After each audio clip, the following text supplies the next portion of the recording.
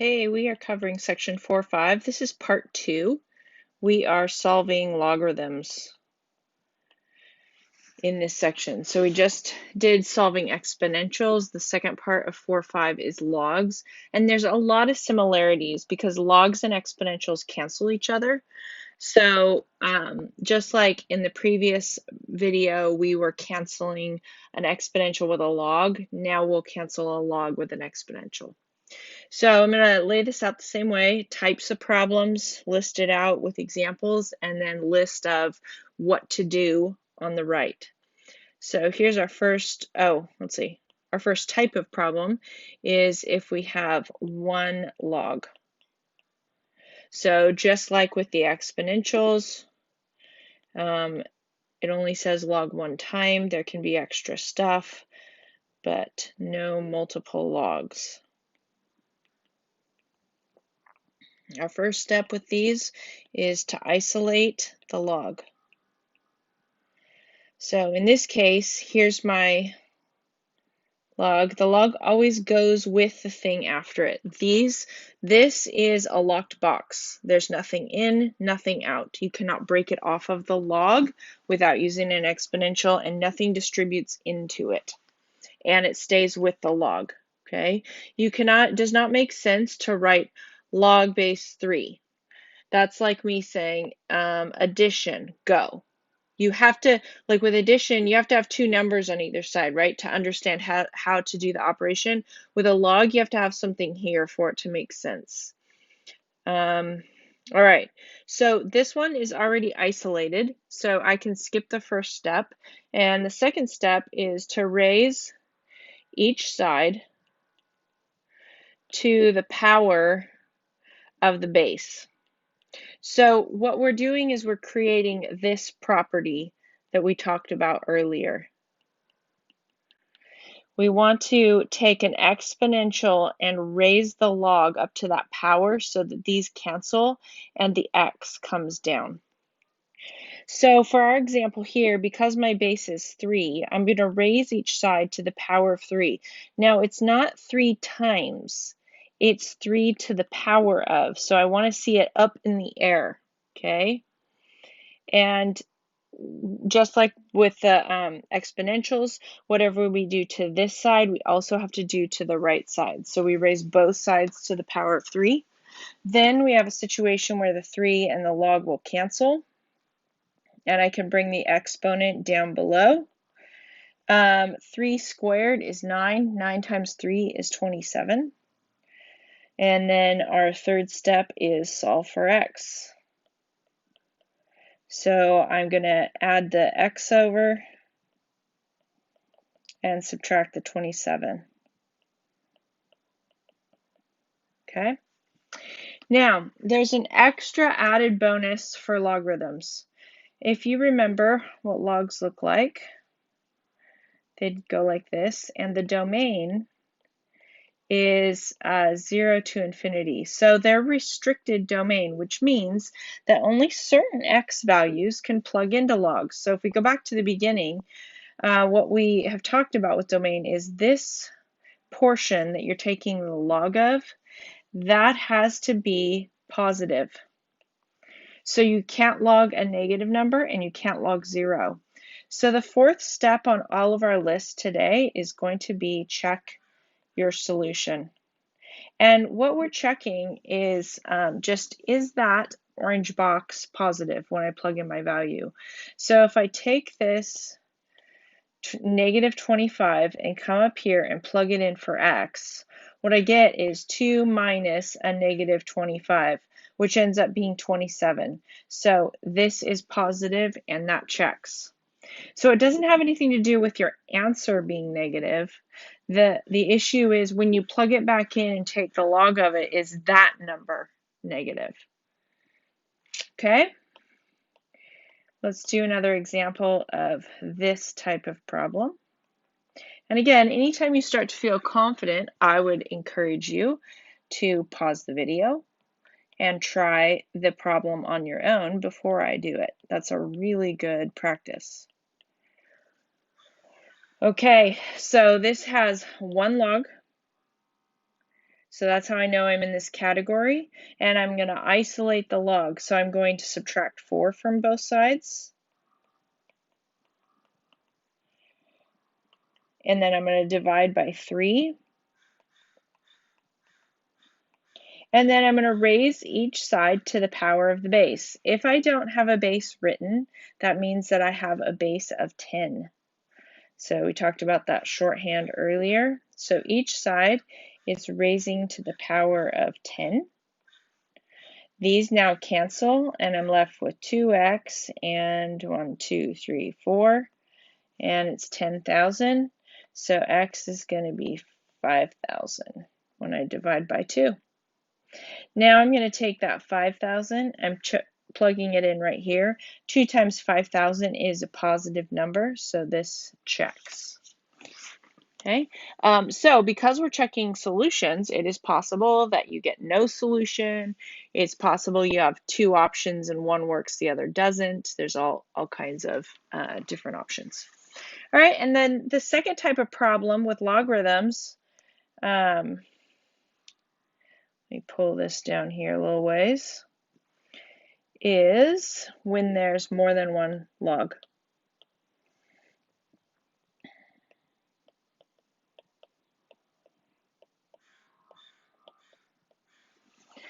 So let's do log of x plus log of x minus 3 equals 1. Game plan here. The first is to, let's see, how do we want to say this? You want to get your equation so you have either all your logs equal to a number or logs equal logs. So here's the 2 situations. If you have a number involved in your equation that's just by itself, it needs to be alone. That's the idea, okay? The number needs to be alone. If you don't have any numbers by themselves, you can have logs on both sides. You don't have to. You have a choice in that situation. You can get everything on one side and set it equal to 0, or you can put some on each side. And I'll show you kind of different as we go through the examples. So in my problem that I have here, I have 2 logs. That's fine to have 2 logs on a side. I have a number, so that has to be alone. So if this log was on the other side, I would need to move it back. Okay, that's the idea, if it had started there. So once you are in one of these 2 forms, the second step is to shove the logs together using your properties. So that's going to turn your multiple logs into 1. So in this case, I've got 2 logs added together, so that means that they are going to come together with multiplication. If you have any numbers in front, they need to raise up as powers before you shove together. And then it becomes one of the first types of problems. So now it's just a single log problem. So you're going to raise each side to the power of the base. Okay, so in this case, I don't have a base written, which means that I am going to raise each side to the power of 10. The log cancels, and 10 to the 1 is 10. And then the fourth step is solve for x. Now, there's a mistake that is so common at this step. I'm going to write out something here for it.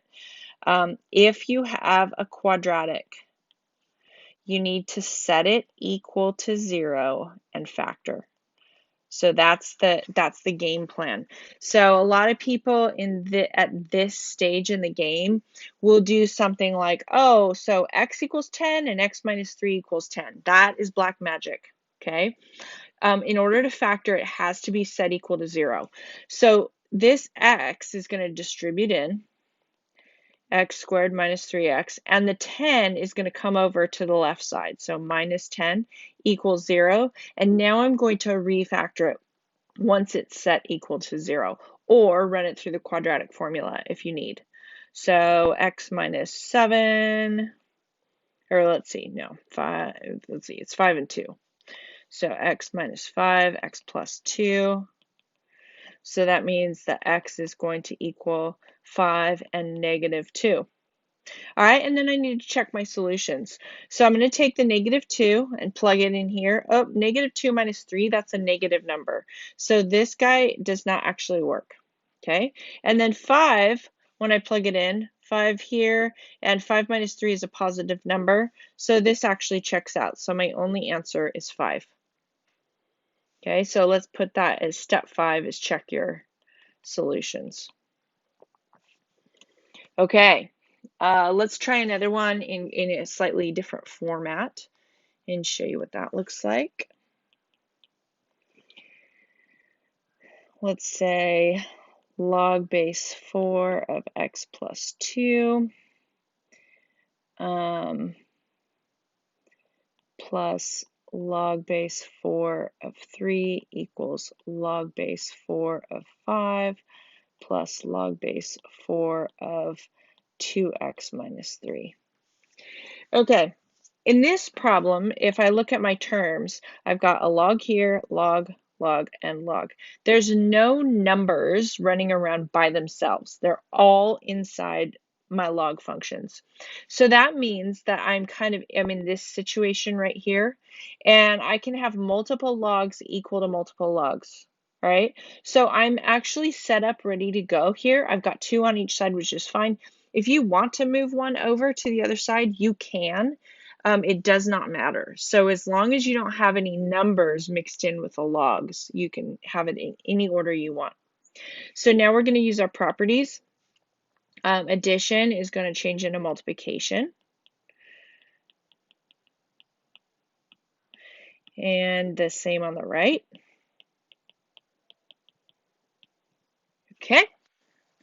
And then now we're going to raise each side to the power of 4 because that's my base. And in this case, because I have logs on both sides, it cancels on both sides, which is kind of nice. So this is what we're left with.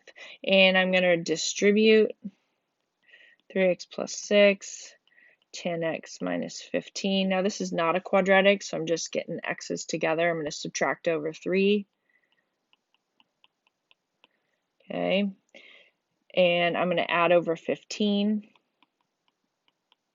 and divide by 7. So that's my one spot, and I'm going to check that 3 in this spot and and in this spot right here. So this doesn't have any x's in it, nor does this, so they're good. I just have to do the first and second. So this is going to give me 5. That's good. This is going to be 6 minus 3, which is 3. So this guy checks, and that's my answer. Okay, let's try one more of these. Let's do a subtraction problem.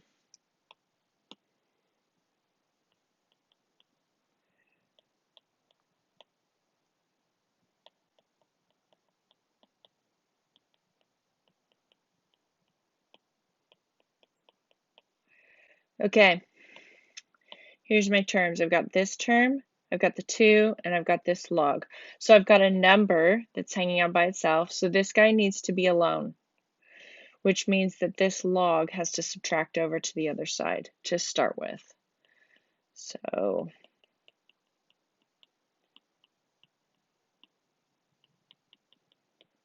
let me get that. Then we're going to shove logs together. So now we've got subtraction. So these guys are going to shove together in division. And then I'm going to raise each side to the power of the base, which is 3. Okay, again, not 3 times, it's 3 raised to the power. So x plus 15 over x minus 1 equals 3 squared, which is 9. I'm going to multiply through by my denominator to clear that out. 9x minus 9. And then I'm going to get my x's together. So subtract over the x.